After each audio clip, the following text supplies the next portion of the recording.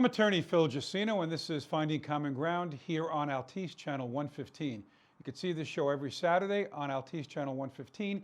And if you can't see it on Altice or you missed the show, go to my YouTube page. It's Phil Jusino, and you'll be able to see the show that airs on Saturday. We premiere it at the same time it goes live on TV. And also, you can see prior shows. In case, and of course, subscribe and like it. I would appreciate that. Thank you.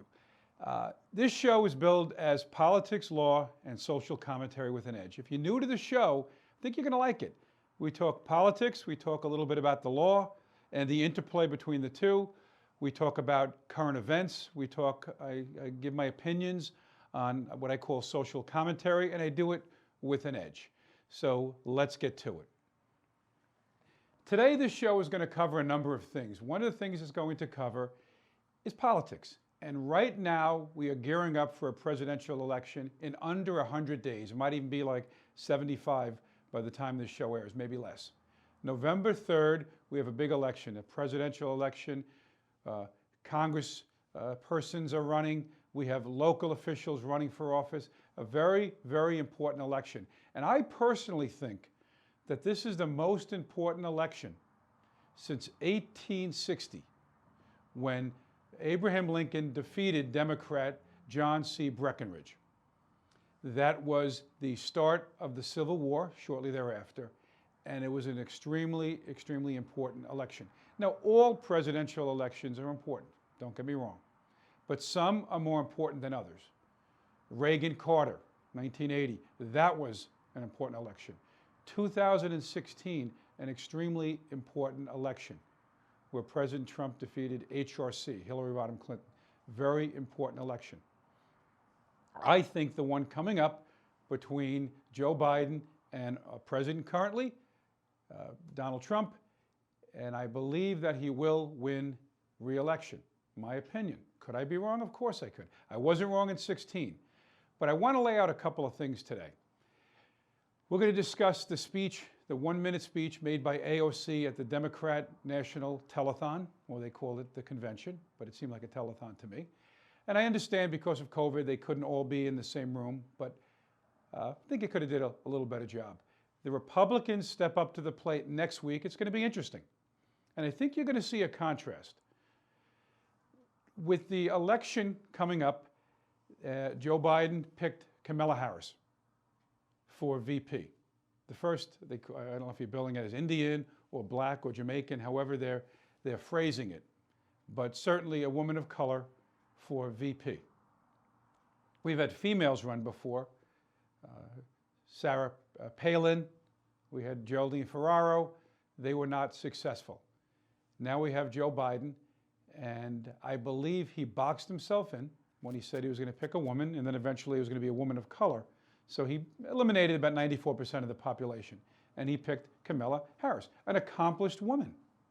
I disagree with about 99% of what comes out of her mouth, but she's an accomplished woman. Attorney General, a district attorney in California.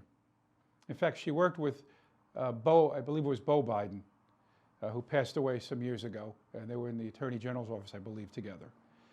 So there's a history here, but I believe that he really had no choice. He had to pick a woman of color after all that happened because the murder of Floyd, and he was in a box. So he picked who he picked. I believe he wanted to pick Whitmer.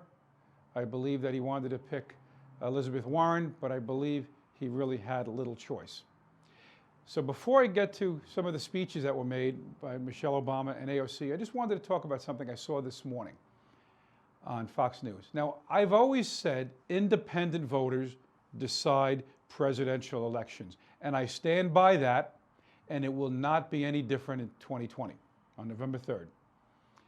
There was a woman called Lee Carter. She works at Maslansky and Partners. They're a polling company, but she does it a little bit differently. She doesn't just call people and say, who do you want to vote for, and then say 65% say this candidate and 34% say that and 1% undecided. No. She has these, it's a device where people have levers, and they listen to a speech. It could be Trump, it could be Obama, it could be anybody speaks about a particular topic. And they have dials. And you'll see on the screen a red line, a blue line, and a yellow line. The blue line is the Democrats. The red line, the Republicans, and the yellow line, the ever important independents. So they had hooked up when it wasn't AOC, well, one was President Obama and Kamala Harris. So she spoke about her early years, the personal story, not her policies. And of course, the Democrats gave it an A, the Republicans gave it a lesser grade, the independents gave her a B. But what was telling is you think it could even be higher, might have been an A, because it was a very personal story about her Indian background and growing up in California. But the independents gave her a B. Not again about policy. What was interesting is when President Obama spoke at the convention, I believe it was last night, which would have been Wednesday night, he attacked President Trump. And they did the same thing. They asked the Republicans, independents, and Democrats to rate that in a sense with a dial. So the higher it goes up, the line goes higher, that's a grade of an A, let's say. If it's at the very bottom, it's a grade of an F. So they listened to what President Obama had to say, and at the time he was attacking Trump for basically being in over his head and not doing a good job. The Democrats gave it an A. The Republicans, I believe it was an F. Very, very telling. The independents gave it a D, which means it didn't resonate with them. The independents we're talking about now. And the independents will decide the upcoming election, as they always do. Because Republicans, for the most part, will vote Republican. Democrats, for the most part, will vote Democrat. Of course, there'll be some crossover. The independents in the middle, 15, 20%, they will take a look. They're looking now, and they're saying, what's going on in Portland? What's going on in Seattle? New York City, progressives are running those cities, and some of those states are being run, California, New York, by progressives. All right? There's talk about defunding. There's talk about raising taxes on the left. There's talk about universal income, open borders, late-term abortion. All these issues are being spoken about by the Democrats. And on the right, President Trump and the Republicans are talking about lower taxes, reasonable regulations, not defunding the police, supporting the military and first responders, and including the police. So these independent voters are watching. And they're saying, do I go left? Do I go right, or stay the course? They're going to decide. And when they decide, it will count. And I don't think it's going to be split. I think it's going to be overwhelming independents. Now, I don't care about the polls right now where they're saying maybe the independents are not siding with them. When they walk into that booth, they have a clear choice. I don't remember the last time we had a clear choice between two people running for president, Joe Biden and President Trump. Opposites in many, many respects. Biden wasn't so opposite years and years ago, but he's been pulled to the left. So going back to that Lee Carter and Mizletsky polling, that's very telling. And she does that as we get closer to the election. She'll have more of that information for us. And I will report back. Because again, to give Obama a D when he was chastising Trump, that's very telling. In other words, it wasn't resonating. If it was a B or an A, then I'd be a little more concerned. D, not so concerned.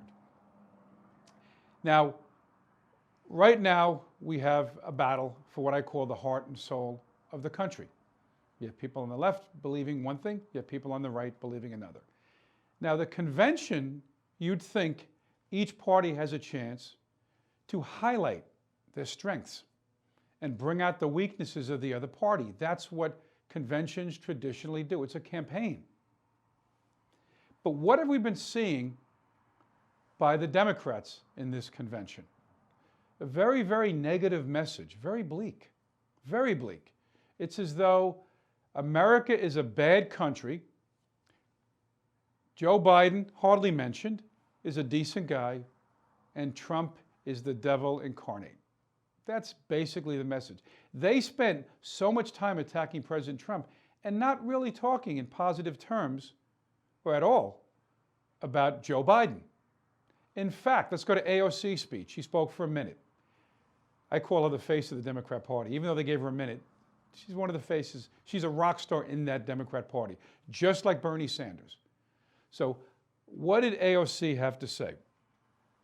She said that, first, again, a bleak message, and she talked about colonization, she talked about homophobia, she talked about a lot of negative things that exist, but might not be as systemic as she'd want us to believe, right?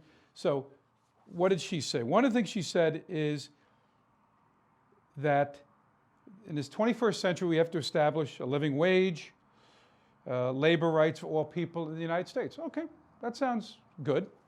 Then she said that to repair the wounds, this is a quote, repair the wounds of racial injustice, colonization, I haven't heard that term used to describe America in many, many years, and turn away from the violence and xenophobia of a past and a movement that realizes the unsustainable brutality of an economy that rewards explosive inequities of wealth for the few at the expense of most.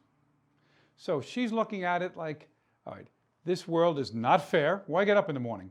If you're a minority especially, it's stacked against you. Yeah, you know. And then she wants to, and then how, let's put it this way, how is the government going to do anything about it? Yes, there are inequities in life. Obviously, if you're born and you're 6'10" and you can play a sport very well like basketball, you got an advantage over someone who's born 5'2" and handicapped. That's life. What can you do about that? But the way the Democrats talk, it's the government will provide. As a conservative, I talk about if I work hard, I do well, I can succeed. The Democrats are, it's stacked against you. The government, you got to pick Joe Biden because he will have the government save you. And how is the government going to save you? Well, she talks about, and this is AOC and many of the Democrats, and Bernie too, the Green New Deal. Want to spend $1 zillion and bring in some things that might not be ready for the market or what people really want. And it's going to spend a ton of money and cost people a lot of jobs. Remember when Hillary Rodham Clinton said we're going to put coal miners out of business? She ended up losing the election. They lost West Virginia in the process. But is that their goal, to put people out of business? Like let's take cars, for instance. There are electric cars. You have Tesla. You want to sit for an hour or two or three in your car or someplace where the car has to be charged? You have that choice. That's your decision. I drive an Escalade. Burns a lot of gas. Thank God I don't drive around that much. But that's a vehicle I choose to drive. I have the money to afford to put the gas in the car.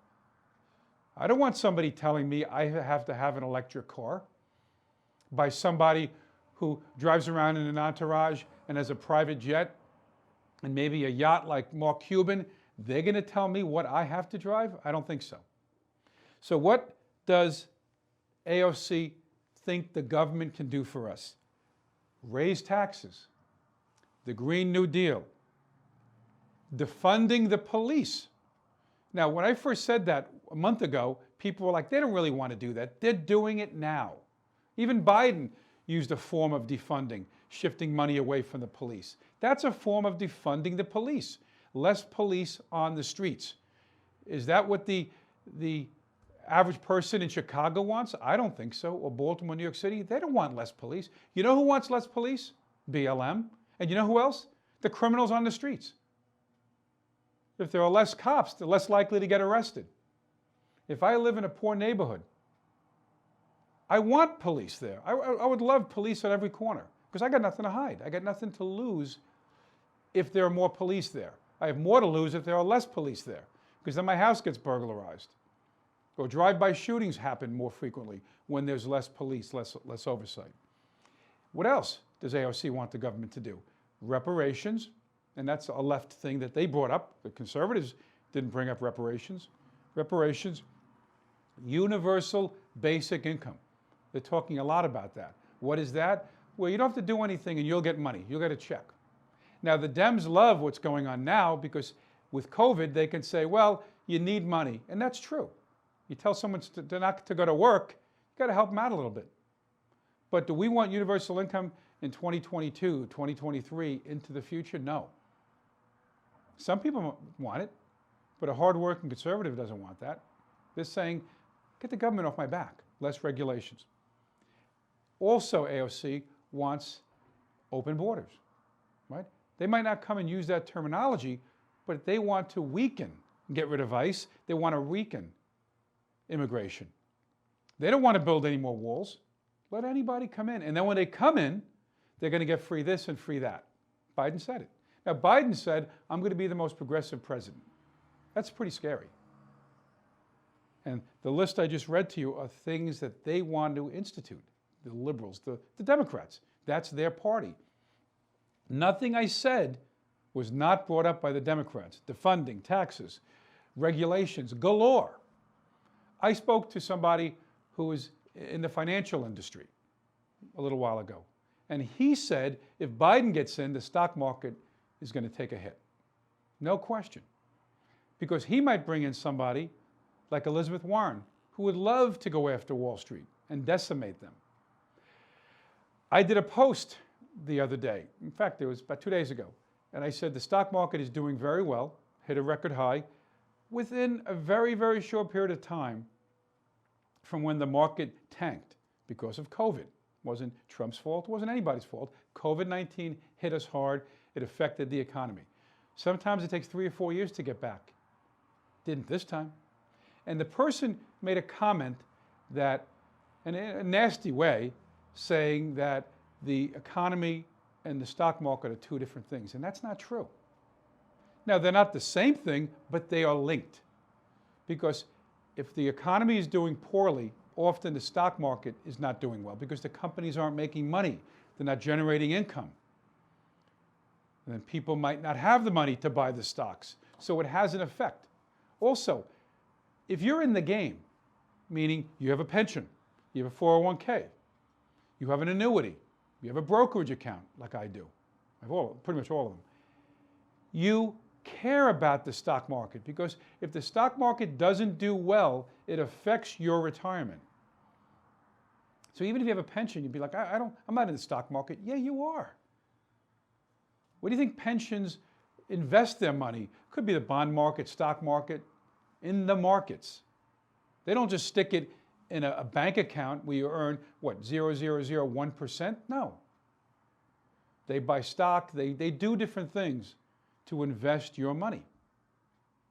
So if you want to retire, I think give a damn about the stock market. And then someone else had an article that says, oh, the stock market is inflated and it's really no connection to the economy.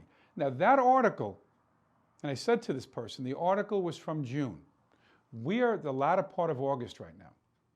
The economy has improved over that time. And also the joblessness rates came out. And it is lower. In other words, more people are working. Just came out yesterday. More people are working. That's a good thing. That wasn't as positive in June. So when you take an article and you say, well, look at that article, this is what it says. Look at the timing. Like I've used articles from 4 years ago, but I put it in context. This is what was said in 16. This is what's being said now. Some things are extremely sensitive. If you have an article from 2 months ago saying this is the state of the economy, but now we're getting out of that pandemic. I'm not saying we're totally removed. We're getting better. People can work more now than they could before. Even bowling alleys and restaurants and hair salons that were shut down now have some room to breathe. Not fully. So if you have a bowling alley and you're told you can't rent out or have all the bowling alleys in place. So alley 1, alley 3, alley 5, and you got to put tape or do something where people can't bowl right next to somebody else. That affects your bottom line. The same as if you have a restaurant, you have 20 tables. The government says you can only have 10. You're going to tell me that doesn't affect your bottom line? It'd be like someone saying to me, Phil, you can only go to court 2 days a week. Or you can only stay open 3 days a week. Or you can only see a certain amount of clients. That's restricting my ability to make money, to earn a living, to support my family, to pay taxes, to do what I need to do to survive. I'm self-employed. I have my own law firm. So I need to do certain things. I don't, at the end of the week, get a check. I don't get unemployment. I have to be open, and I am. I never closed. I took the precaution I needed to take to protect my people, to protect everybody, and I stayed open. And I'm not alone. A lot of people did that. Some places you couldn't. If you're a barber on the main level of a road, you can't put your sign, you turn the sign on and say open. The cops will come and knock on your door. My barber was closed for a while. That's tough. What do? How do you support yourself? You have families, you have a family, you might be putting your kid through college, you got to buy your kid school clothing, if they open the schools. I think some of them are opening. But these are things, and I go back to the independents, they're watching, and they're saying, what direction do I go in? If I go right, or stay the course, actually this way, stay right, stay the course, and vote for Trump, what am I going to get? Well, we have an idea. He's been president for about 3.5 years. And we had a very, very prosperous economy. We did, no doubt. It was so good, the Democrats, after a while, couldn't say it wasn't good. Oh, it's Obama's economy, and then that disappeared. And they got lucky, because if that pandemic, and I'm not saying they wanted it, but the byproduct of the pandemic was it hurt the economy. If the economy was chugging along, there's no question Trump would have won. I still believe he will win, but it would have been a lot harder for the Democrats to make the case. Now they can say, well, he caused the pandemic, or he didn't deal with the pandemic properly, so therefore the economy went south. But it's bounced back. It has. Look around. Is it what it was before? No, but I bet you that the unemployment rate will go below 10% before the election. Now, unfortunately, people are voting now, so I wish people would wait for the debates. Let's see how Joe Biden does in the debate. You've seen him in the past, not exactly a great debater. And it's not just the debate, it's how he formulates his answers, what kind of questions he's going to get asked. Is he going to say in the middle of a sentence, well, my time ran out? None of the politicians do it. They keep talking, at least finish your sentence. He says a lot of things that cause me to believe that there was something going on in his brain. I don't know if it's early onset Alzheimer's. I don't know if it's a form of dementia. I heard he has some heart issues, which he takes certain medications. It could be mini strokes. I don't know. It's my opinion, based on what I've heard, what I've seen. Why do you think they're keeping him in his basement? And when he comes out, it's very, very controlled. When he announced Kamala Harris, you heard one of his aides saying, come on, let's go, get out of here, let's go, to usher away the reporters that would ask hard questions. And what I think is a disgrace, very, very disgraceful, is Cardi B, who I think is a disgusting, disgusting woman. I saw a video where she's talking about things I can't even bring up on YouTube. I'd be embarrassed to bring up some of the things she talks about regarding sex and female body parts, and it's just disgusting. He was interviewed by her. Right? So he won't come on Fox News, he won't take hardball questions, but Cardi B? Give me a break. How is she in the political discourse? That disgusting woman. And look at it. Look at some of the things she says or sings about. And again, it's nothing to do with race. I'm talking about an individual. She happens to be black. But look at what she has said. If she was white, I'd be saying the same thing. It's the words that come out of her mouth, vile. And that's who he gets interviewed by and tells her 4 years of college free, free, free, free. Go to the interview. And she was somewhat reserved during that interview.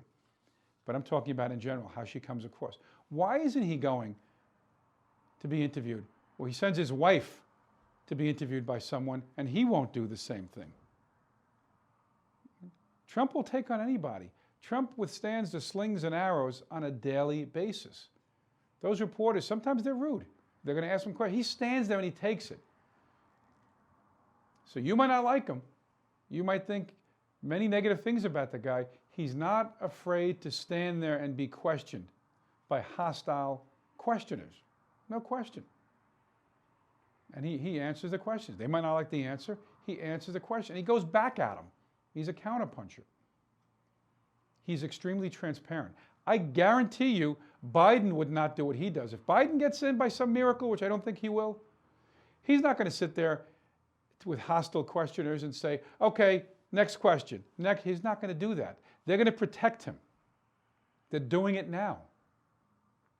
They don't want him out there answering questions. It'll be a disaster. That's why they really probably not in love with these debates, and they want people to vote quickly. Because when the debates come, I think you're going to see the clear difference between Trump, who's close in age, I think about 2 or 3 years younger, but close in age to Biden, but a world of difference. President Trump is all there. Now, he may be verbose, he may be rude, he may say things you don't like, but I don't think there's any question that that man has his full faculties. No question. Joe Biden, I know Democrats are worried about this guy. I do. Responsible Democrats that are saying, I got a problem.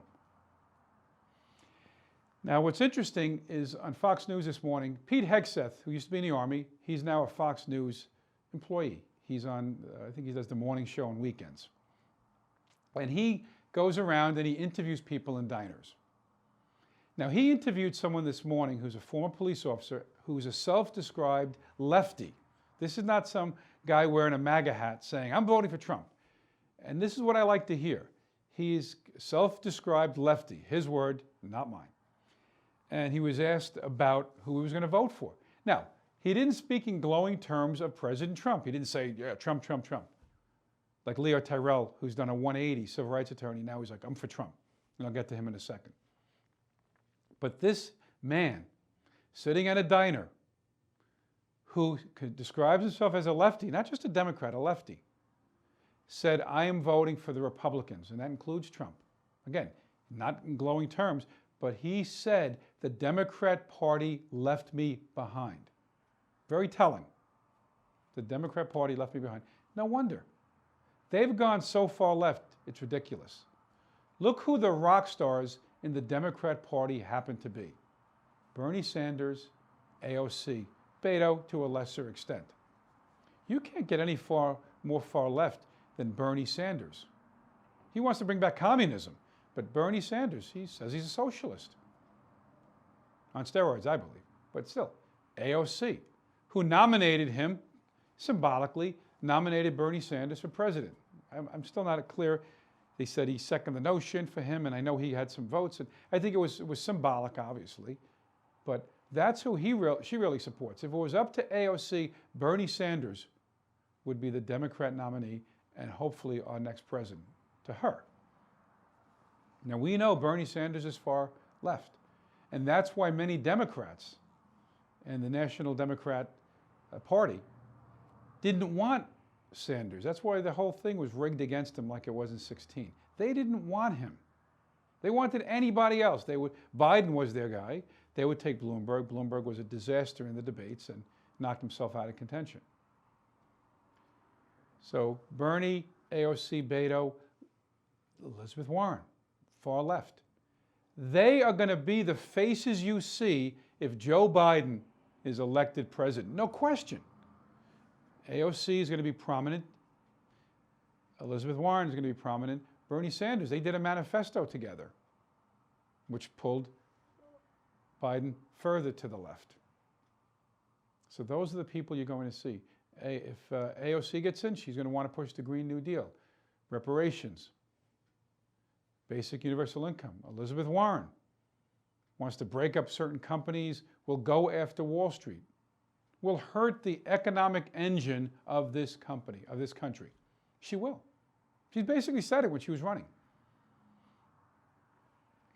So when you vote for Biden, if you vote for Biden, think about what you're getting, what baggage you're getting, and the direction this country is going to go. If you vote for Trump, we know what he can do for the economy. We've seen it. Even with foreign affairs, he's done a number of things, moving the embassy in Israel. We've seen it. Other presidents gave lip service, Trump did it. He's a man of his word. He keeps his word. And if not, he's going to fight to help this country. So I think it was disingenuous for President Obama and and Michelle Obama to say he's in over his head and he's not doing anything. Of course he's doing. You might not like what he's doing. Let's be honest. You might not like it.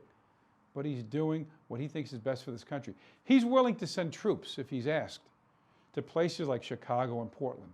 He wanted to do it at first. He backed off a little bit and said, oh, you know what? States are sovereign to a large extent. Deal with it. See, if it was up to him, I think he'd send in the Marines. And he says, I'll take care of the problem. Kids are getting shot in Chicago on a regular basis. Every weekend we get the numbers. It's ridiculous. 15, 20. It's scary. Portland has been rioting for about 80 days. Seattle, Baltimore. It's like war zones, some of these places. What are the mayors and what are the governors of those states doing about it? Nothing. I live in a suburb of New York City. I live on Long Island. I wouldn't go to the city. I wouldn't take my family to visit the city. Now, not every single corner of New York City is being affected, but I heard my daughter used to live on the Upper East Side. You have a lot of rich people living on the Upper East Side. Crime is up. Robberies, where you're stealing property with force, not just breaking into someone's car or their house, which is bad enough. Putting a gun to their head and saying, give me your wallet.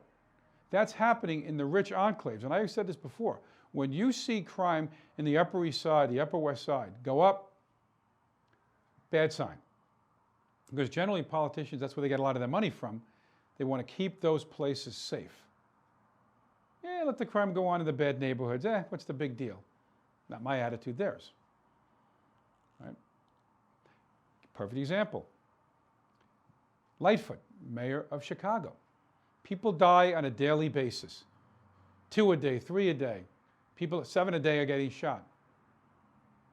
You hardly hear a peep out of her. She got ticked off when Trump said he wanted to send in troops. You can't do that, only to protect federal properties. I don't want you in. What happened when the Miracle Mile was attacked and looting and riot? What happened? She came out with a vengeance. I wish she would do that about the people that are being shot and the gangbangers that are shooting those people in Chicago. What did she say? If we catch you, we're coming for you. That's pretty strong words. I like to hear that. But why for the Miracle Mile? You know why? Big money. Big money. People who frequent there, people who live in that neighborhood, give money to campaigns. So the little boy who got shot in Chicago, or the mother walking her kid to a birthday party or standing on a stoop that gets shot, they're not giving any money to her.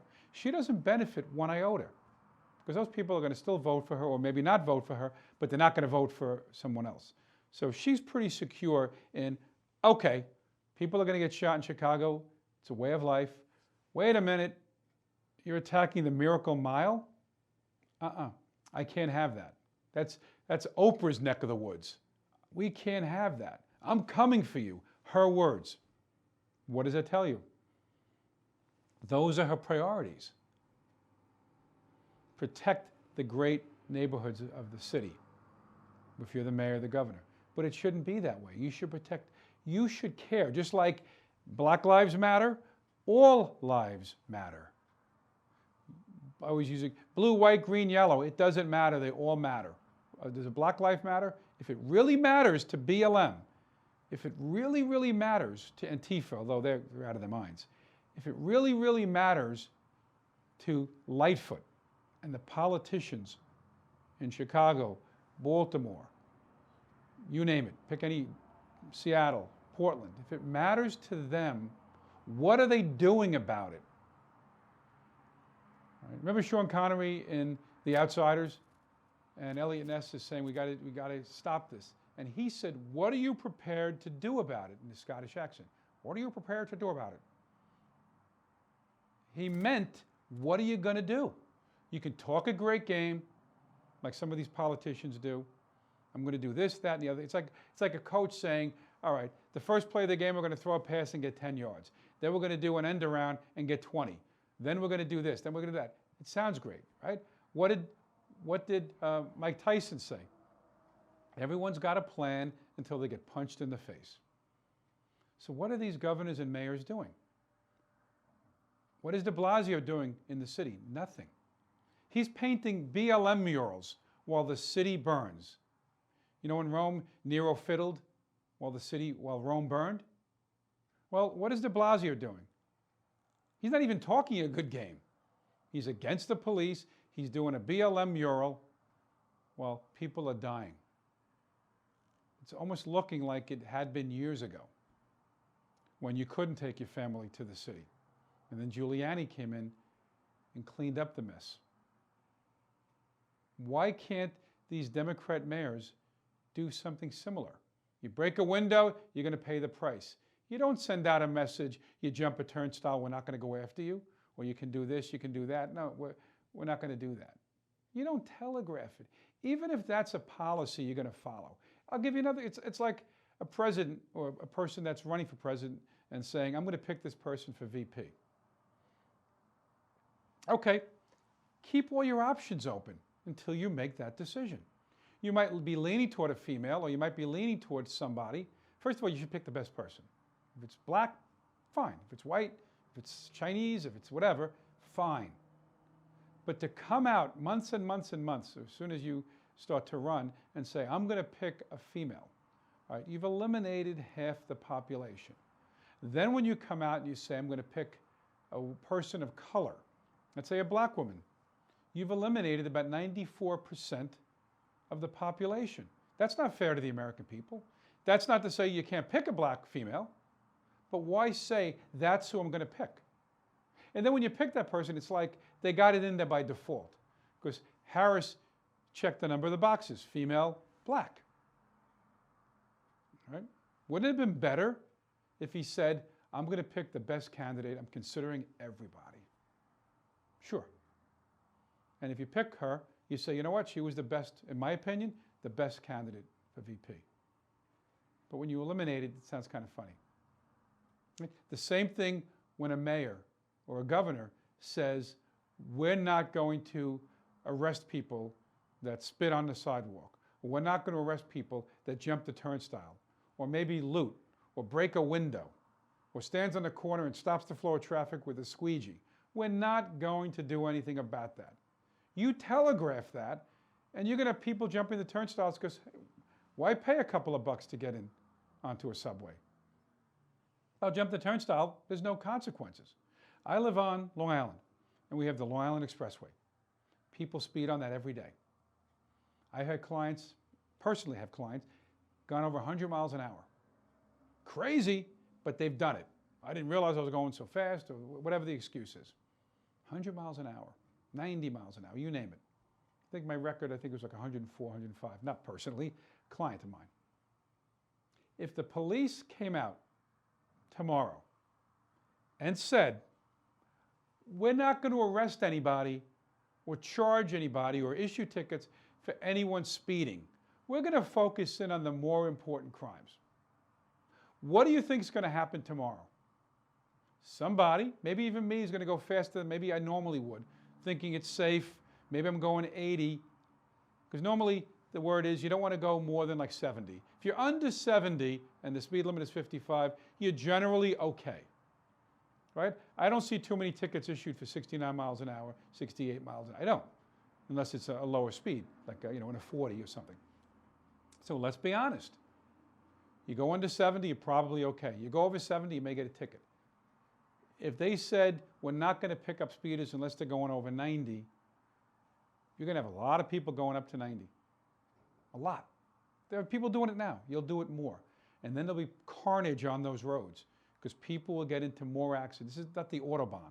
They will die because a bad message was sent out.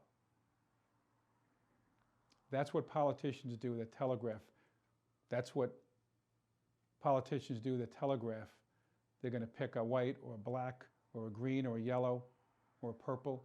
They're telling you what they're going to do. I think that's bad. Keep your cards close to the vest sometimes. That's your best bet. Right? So You can be transparent to some extent, but again, in a campaign, you have to be careful. Now, Kamala Harris, to a large extent, is a lightning rod. Mike Pence isn't. If you ask like the average person, they might not even know who the VP is. He's very, very quiet, an honorable man, very, very quiet. He was a governor, but he's extremely quiet. He's not somebody that people are going to say, I can't stand Mike Pence. Well, if you hate religious people, you might, because he kind of wears his religion on his sleeve to some extent. So you might not like him for that reason. But there's a lot to hate about Trump when he says certain things or the way he phrases it, right? When he calls nasty this or that, you might not like that. Kamala Harris is a lightning rod because she's the front man or front woman for that ticket, more so than Joe Biden. And she's already criticized Joe Biden. Didn't call him a racist, but came kind of close. Says, I was that little girl, and right? So she called him out on that. She also has a lot of far-left ideas that I disagree with, right? You know she's going to want to raise your taxes, defund the police, reparations. Those are things she's going to at least consider because she has to. That's her base. Just like if Trump came out tomorrow and said, I'm going to raise your taxes, let's talk about defunding the police, he'd lose because his base would abandon him in a second, in a heartbeat. Unless they say Joe's even worse, so I'm going to go with President Trump. These are the two people that you can vote for. There are other candidates, lesser candidates, but let's be honest. Unless something happens to one of them, on November 3rd, you're going to go in there and you're going to vote for either President Trump or Joe Biden. That's it. If you want to make a statement, maybe you'll vote for the Green Party or you'll do something like that. But for the most part, you're going to vote for one of those two men. They're not perfect men. Nobody's perfect. Lincoln wasn't perfect. Washington certainly wasn't perfect. But those are your choices. So I have people, which really gets me angry, are Republicans or rhinos that say, I can't vote for Trump. And I'm like, but what's the alternative? Joe Biden? You want those policies? All right, you might not like Trump's tweets. You might not like when he says, he calls a person a name or he says something. But that's him. Just like Manny Ramirez in baseball. Manny being Manny. It's President Trump being President Trump. Accept it.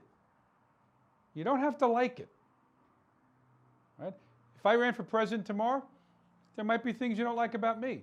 But you look at the policies I stand behind or would bring forth if I'm a politician. Just like you look at with Joe Biden. Right? Carter wasn't a good president. He was a gentleman. Right? Educated at the Naval Academy. Right? A smart guy. Bad president. Right? People made fun of Reagan. They said, oh, he's a dumb guy, the left. He's dumb, or Bush is dumb. With Republicans, it's always they're dumb or they're racist, right? Let's be honest. That's how the left sees them.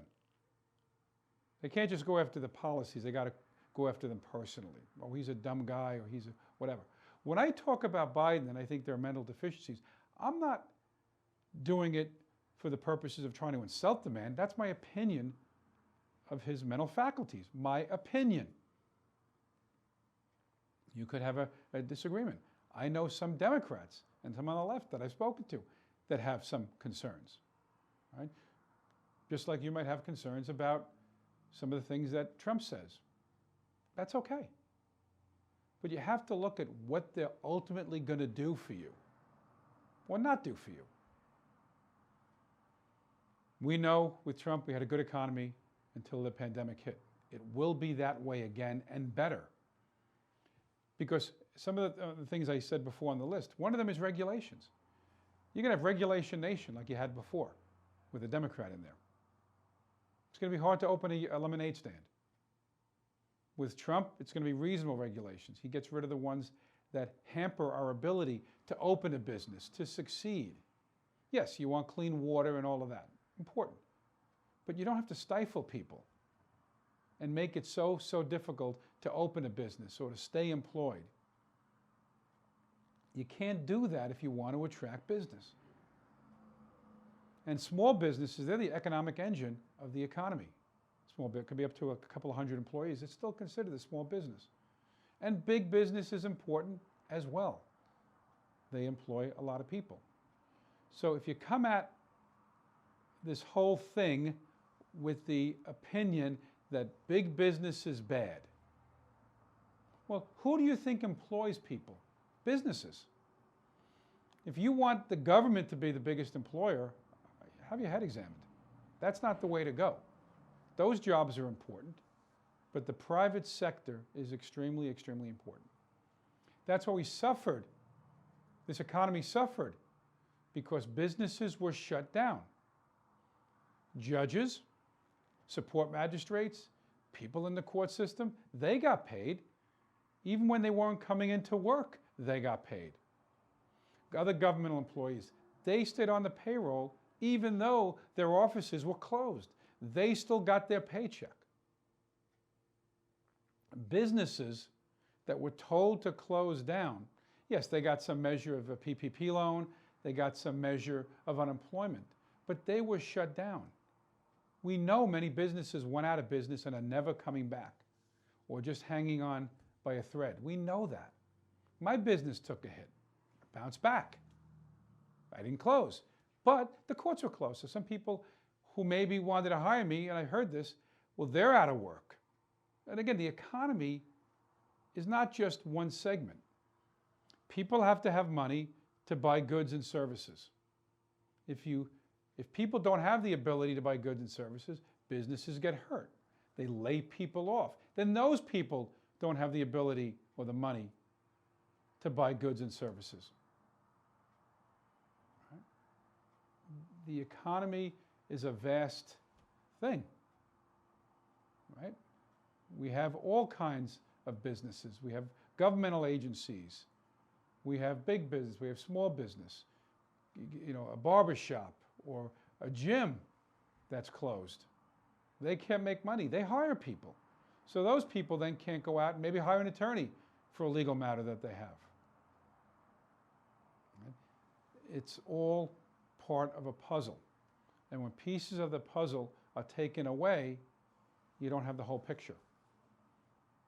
And the government told us, you can't go to work. I disagree with a lot of what they said. Because if masks work, if social distancing works, then why can't you go to a store with a mask on? People are doing that now, but why can't you do other things if the mask works and social distancing works? Like in the courthouse, there might be 4 rows of benches, and they put tape around 2 of them. So you can't sit right in front of or right behind somebody. That's fine. That's a good idea, right? We want to socially distance. I spoke to somebody with a science background the other day who told me masks really don't work. Now, I wear my mask. I'm not saying don't wear your mask. Even if it's 50%, I'll take that chance. I'm going to do it. Protect myself, protect other people. He's saying the virus is so small that with most masks, it's not working. The other thing is, how many of us change the mask every day? Raise your hand. I bet you don't. You know, if you're a doctor, you go into the hospital, or that's different. They're changing it. That's their profession. Most of us have the same mask. We wear it for weeks on end until it breaks or something happens to it. And we grab it. We're touching it. We're reaching under the mask. We're touching our nose. We're touching our face. We're doing these things that if something's on that mask and we take the mask off and we touch it, we could get it if that's the case. But social distancing works. If someone coughs and you're standing right there, you're more likely to get it than if you're standing 6, 7, 8 feet away. So those things work. Let's employ them and get this country back on its feet. Get kids into the classroom. We have a situation where kids need to get back in the classroom. If they don't, some of them, many of them will suffer. Some of them get proper nutrition in the poor neighborhoods by going to school. Some of them are autistic. They need that interaction. All kids need interaction, but some more than others. Some don't do well learning from a computer. I don't think I would. I'd rather go to a seminar than watch it on a computer. And then how do you monitor certain things when you're a teacher in a classroom and there's kids, maybe the kid's computer's not working. I've had Skype where somebody an attorney has a problem with their computer. So they're not hearing what the judge has to say. Then we have to do a phone call. If you have 30 kids in your class, what do you do when, let's say, one goes down? Also, parents have to get back to work. If you're a single parent and you got 3 kids, what do you do? Call your employer, I can't go to work today? Or pay somebody to watch the kids who's going to come into your house that may have COVID? Or bring your kids in? How do you do that? Kids need to get to school. If teachers are essential, and they are, do what you have to do. You don't see a nurse saying, too dangerous. No, they go to work. A doctor, they go to work. Even a receptionist in the doctor's office, they're going to work. I don't want to hear a teacher say, I'm afraid of this. Okay, if you got a valid reason, you have an older person living at your house and you're afraid you're going to give them, all right, then work it out with your school. Maybe you stay home. But life has to go on. Kids need to be educated properly. Suicides are up. Why? Because people are stuck in their houses and some people can't deal with it the same way that other people can deal with. So if you're essential, act like it. All right? I go to the courthouse.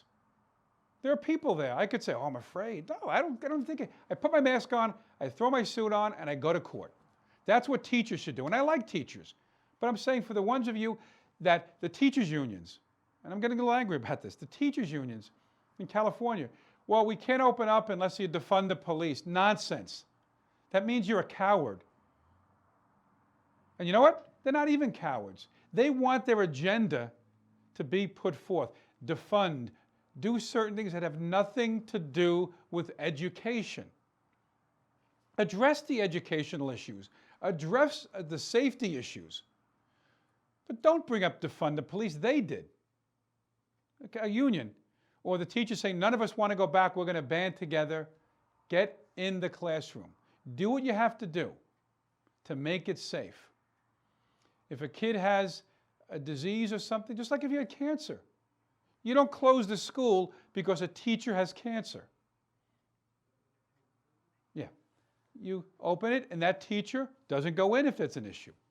Now, we're running out of time. There was another topic I wanted to talk about, a professor that gave out a syllabus that said, don't talk negatively about BLM or things like that, which is nonsense.